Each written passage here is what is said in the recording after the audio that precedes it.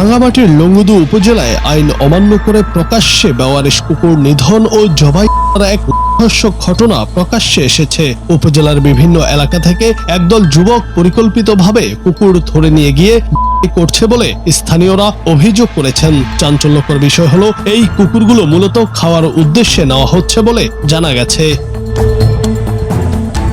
পাহাড়ি জনপদে এভাবে গণহারে প্রাণী নিধনের ঘটনায় সচেতন মহলের মধ্যে তীব্র ক্ষোভ ও উদ্বেগের সৃষ্টি হয়েছে। তাদের মতে ঘটনাটি কেবল অমানবিকই নয়, বরং দেশের প্রচলিত আইনেরও চরম লঙ্ঘন। কুকুর ধরতে আসা যুবকদের দাবি, তারা নিয়মিতভাবেই এভাবে এলাকা থেকে কুকুর ধরে নিয়ে যাচ্ছে। তাদের কাছে এটি একটি স্বাভাবিক বিষয় মনে হলেও প্রকাশ্যে এমন কর্মকাণ্ড স্থানীয় বাসিন্দাদের মধ্যে অস্বস্তি ও ভীতিকর পরিস্থিতির সৃষ্টি করেছে।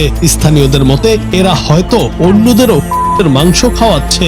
বাইতে পাড়া দিকে দৌড়ছি, ওইখান থেকে আবার আমাদের পাখো পাড়া নিয়ে যাবো আর কি আলামবা খাওয়ার জন্য।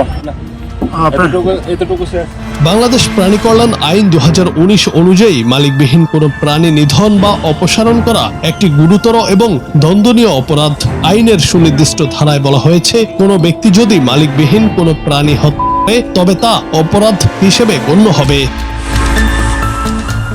এদিকে অনেকেই মনে করছেন, লংগদুর এই ঘটনায় আইনের তোয়াক্কা না করেই যেভাবে প্রকাশ্যে কুকুর করা হচ্ছে তা দেশের বন্য প্রাণী ও প্রাণী কল্যাণ সুরক্ষাকে প্রশ্নবিদ্ধ করছে।